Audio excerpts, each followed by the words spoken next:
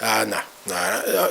And look, I don't want to make it sound like I'm, well, this is what I want. And I get no. It's just that, sometimes it may come down to, the club saying, look, we really like this guy, and if I feel like it's going to fit, then I'll certainly make a decision. But if I don't, if I feel strongly about it, then I will sort of draw a line there, because ultimately, like I said, it's a waste of a club's resources if me, the person who's going to be kind of at the forefront of everything that happens after that decision, doesn't believe in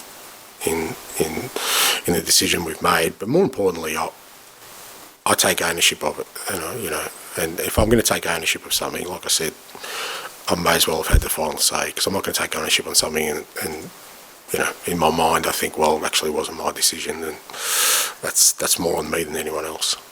Just ask you about two players in your squad. Pierre-Emile Højbjerg, his lawyer came out yesterday saying he wants to stay. First of all, how happy are you with him, the fact that he's staying? And then also Brian Hill. He's someone who's been here a while, been out on loan. There have been questions from the outside whether he's up to it physically in the Premier League. He hasn't played regularly for you, but he's still here. Do you think he has a long-term future at all? Look, I think with all the players, I kind of look at it the same way. Is as much as I'm sort of the steering the ship, they also have their own. And I speak to the players about this all the time. It's their careers, and they've got to do what they feel is right for them as well. And look, from my perspective, I need a strong squad. And all right, maybe this year without being in Europe and obviously being out of the Cups, the games now are limited between now and the end of the year. But if we want to get to where we want to, then again, I compare us to the other clubs that we want to try and challenge, and they've got big squads. They've got some pretty good players not starting. I look at it every week when they make substitutions. So that's what we've got to get to. So, whether that's Brian or Pierre, who maybe probably feel they should be playing more, if they made a decision that, I need to go somewhere else to play, it's not like I'm just going to leave that ball. I'm going to replace them with somebody, again, who I think is going to be a good enough player to play in the Premier League, but maybe won't start, because you need that, But Pierre's played the last two games, and I think he's probably played just about every game this year, I think, at some point. He hasn't started a lot, obviously. And Brian sort of, he's had a couple of injury problems earlier in the year, and he's probably hasn't played as much as he'd want to, which again, I understand. But ultimately, I've got to try and build a squad here that's going to challenge. And that's only going to happen if I've got, 20, 22, 23 players who are all Premier League standard. And that will mean that if it's not Brian, it's Pierre, it's two other players who will come in and maybe aren't playing as much. And then, but that doesn't mean I don't rate them or I don't think they're up to the standard. It's just that you need a squad in this, and we've seen it more than anyone with the injuries we've had. Just finally, back to Jurgen. Man City and Liverpool have such a strong hold over the Premier League in recent memory, and Pep and Jurgen being critical to that. We saw before what happened with Man United when a legendary manager left. Does this potentially open the door for more competition?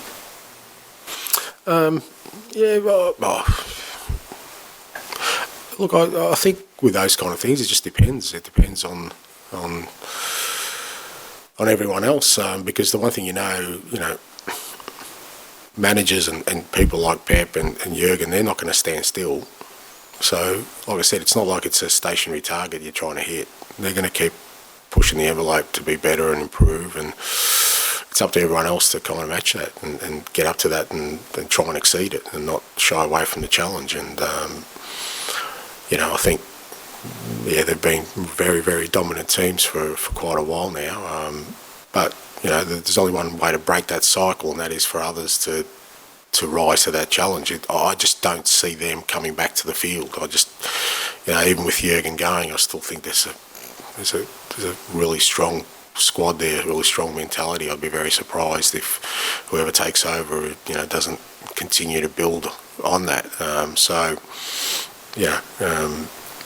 I always think with those kind of things, it's up to the challengers to change the status quo. And that can only happen if you have that sort of desire and will to to challenge that and not feel or be afraid of falling short, because ultimately if you don't, then they're just going to keep winning.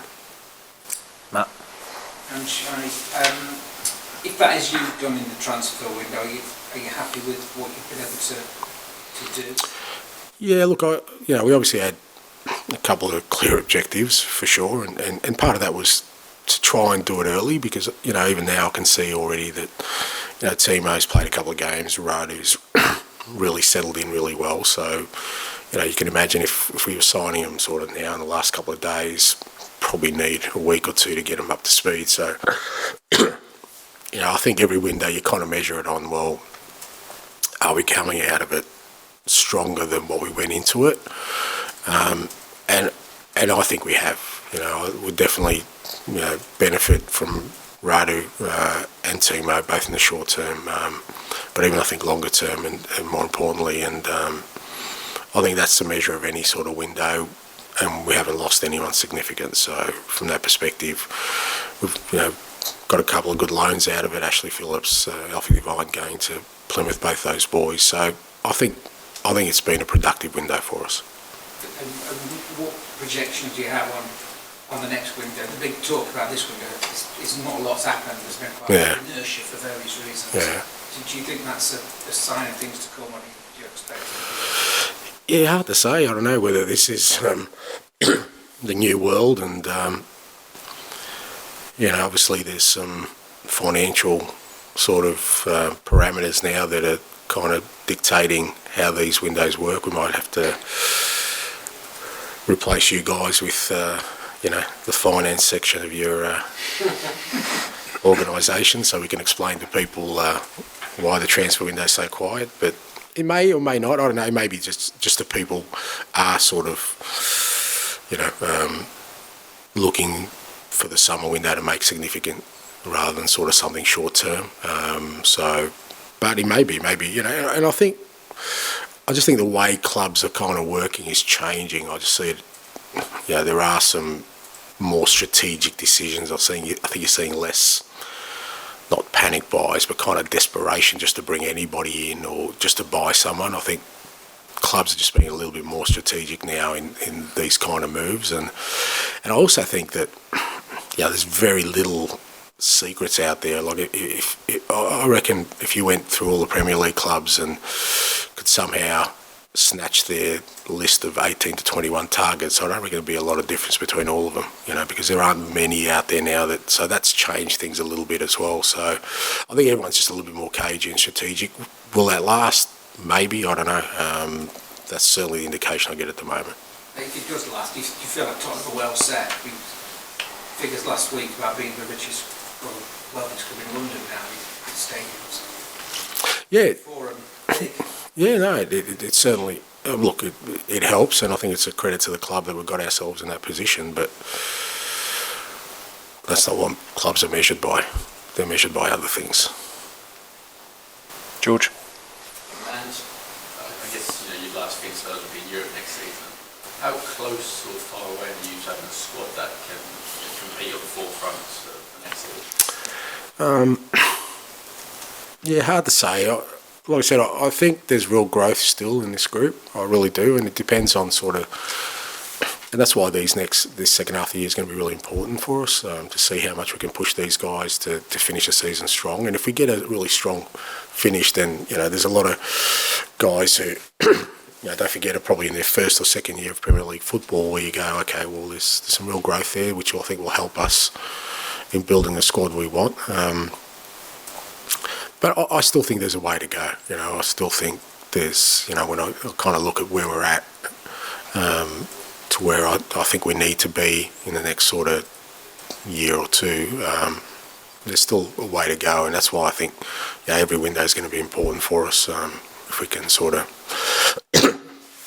improve the quality of the squad, and also, like I said, develop our players, and we'll get to that point quicker, but there's still a long way to go. And clearly this is a project, and it's not happening overnight, but I guess this Jurgen news and Pep's contract things expiring in 2025 doesn't sign a new deal, but is there kind of a real feeling, I guess, amongst the sort of top six that you need to be ready to pounce, because even if they do bring in a quality manager, there can still be transitional kind of periods with.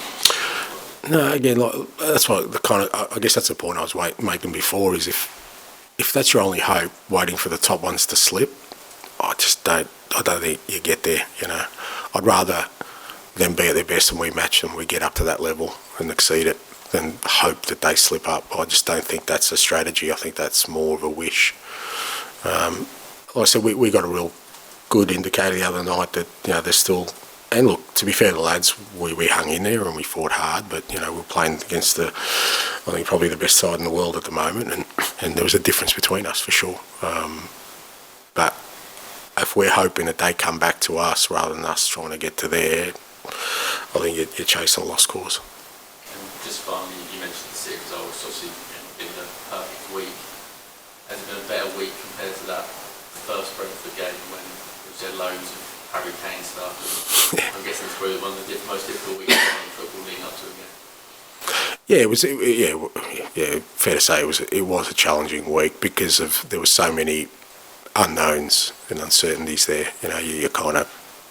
You want to start the season on a positive note, and when you lose arguably the club's greatest player on the eve of it, and you're not sure about the impact, who's going to step up, who's how the players are going to react. We're playing differently, we're putting a different lineup. I think Vicario, Destiny, others were making their debuts on the day. It was Brentford away is a tough game anyway. So there was a lot of uncertainty, but that was the exciting bit as well, just to see sort of how it developed. And I think even the start of the game, there was no running water or something. We delayed it for 20 minutes. It's bizarre. The whole thing was just like, I've just destroyed the whole Premier League just being here. So, yeah, it was. But like I said, that's the exciting bit. Different now. Yeah, it's a challenge now, but there are more knowns for me anyway. So, but the sort of the fire hasn't diminished. I still really believe that we're building something here that hopefully will get us to where we want to very quickly. We'll finish with